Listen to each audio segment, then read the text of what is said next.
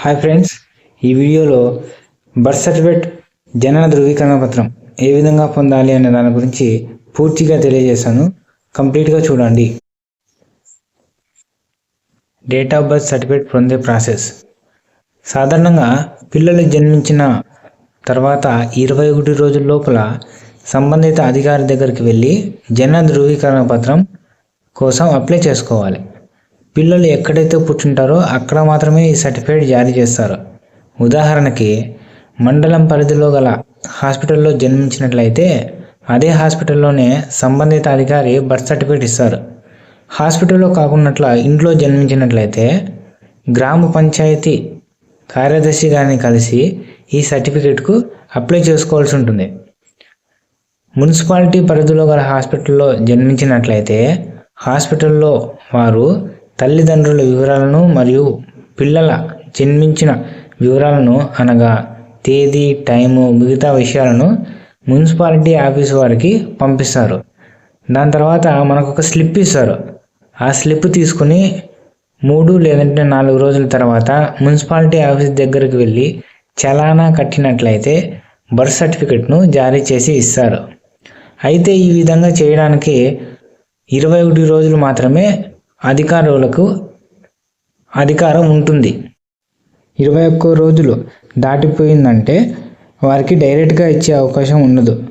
అప్పుడు 21 రోజులు పైన తర్వాత 1 సంవత్సరం లోపు అయితే పంచాయతీ పరిధిలో సర్టిఫికేట్ పొందడానికి మనం ఎంఆర్ఓ గారి ప్రొసీడింగ్స్ తీసుకుని పంచాయతీ కార్యదర్శికి ఇచ్చినట్లయితే అప్పుడు పంచాయతీ కార్యదర్శి సర్టిఫికేట్ ఇస్తాడు.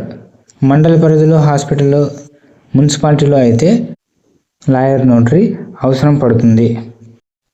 మనం 1 ఇయర్ లోపు కూడా తీసుకోలేదు అనుకోండి, అలాంటి కేసులో లేట్ రిజిస్ట్రేషన్ ఆఫ్ బర్త్ సర్టిఫికేట్కి అప్లై చేసుకోవాల్సి ఉంటుంది.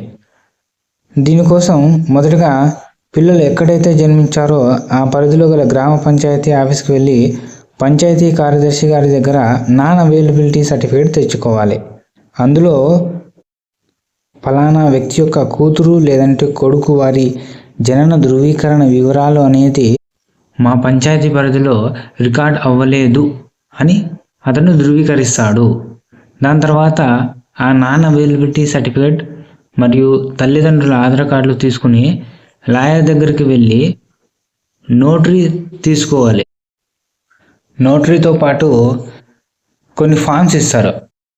ఆ ఫామ్స్లో కొంతమందితో సిగ్నేచర్స్ చేయించాల్సి ఉంటుంది. లైక్ ఎంఆర్ఓ సారు, ఆర్ఐ గారు, విఆర్ఓ, మిగతా ఎక్సెట్రా వాళ్ళందరితోనే సిగ్నేచర్ చేయించాలి.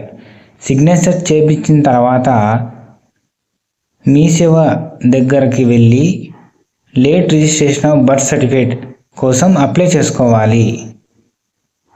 అలా అప్లై చేసుకున్న తర్వాత మీకు ఒక రిసిప్ట్ ఇస్తారు.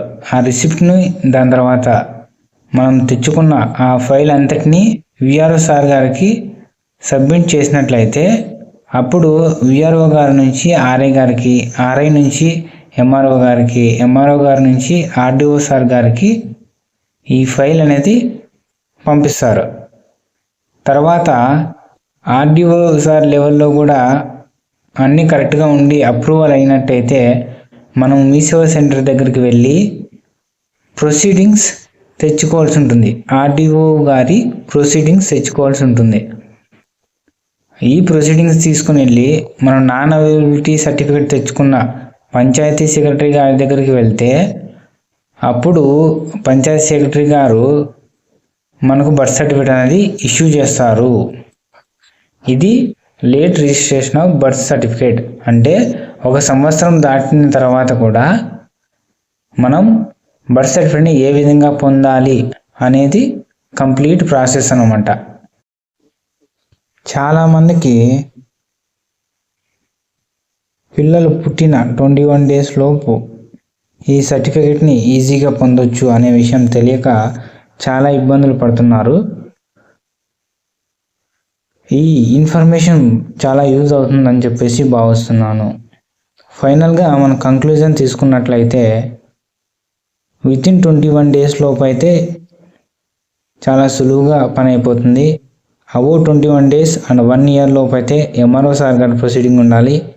అబోవ్ 1 ఇయర్ అయితే late registration of birth certificate apply చేసుకోవాలి. ఇన్ఫర్మేషన్ నచ్చినట్టయితే షేర్ చేయండి.